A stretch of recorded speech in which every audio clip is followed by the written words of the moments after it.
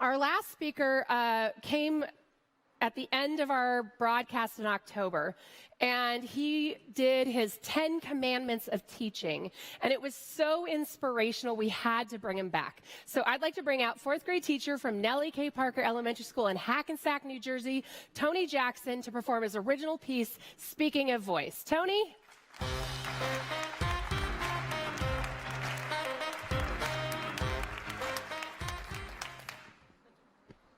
Everybody crushed it. No pressure, Tony.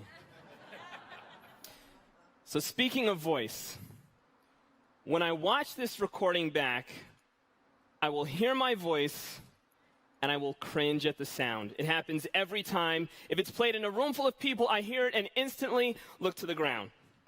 And I try to distract from the fact that I actually sound like that. Can anybody relate? Okay.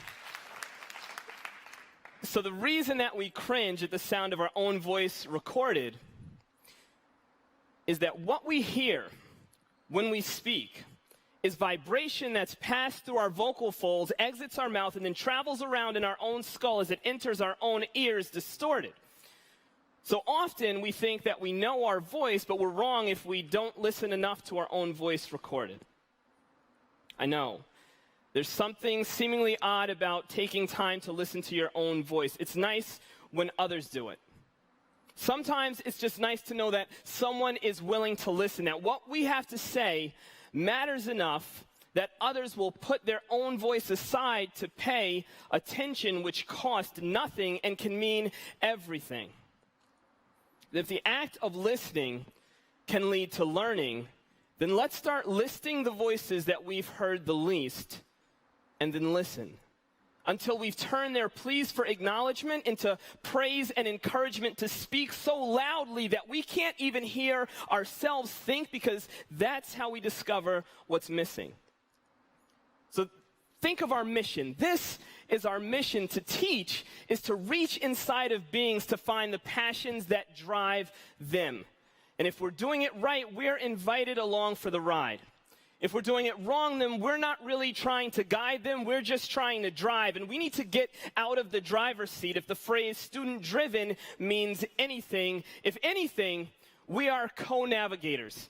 We're encouraging them to set out and explore. As they journey, they will find their voice. So resist the urge to just give them yours. Sometimes that's hard to do. Realize that if you just give them a voice, then they may sound just like you, and we already have one of those.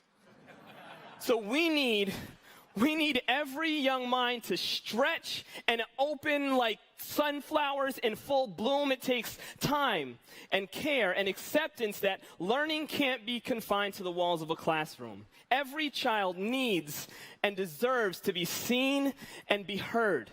Silence should be a choice. And sometimes all the silence we need lies in between the words. Also, this is not a time to be silent. No voice is worthless. Even if that voice is wordless, it isn't worth less than any other. Consider that if whispers or the width of an open eye can carry the weight of our wonder, it's not about pitch or timbre. If being heard can heal our hurt or evidence our existence, this is not about volume or tone. It's about how finding a voice can feel like finding a home, because walls can't define us, so home travels with us even when we're alone. And our voice is a vehicle. Often it's packed with the baggage that we've inherited. The moment that your students learn to leave that behind is a moment to cherish. Let them wander and wonder and ponder what they might say if you teach them that they are the difference between what is and what could be. Don't be afraid to say that patriarchy is a problem, that Black Lives Matter, that love is love is love, or that no human being's existence is criminal, no matter how obvious all of that should be.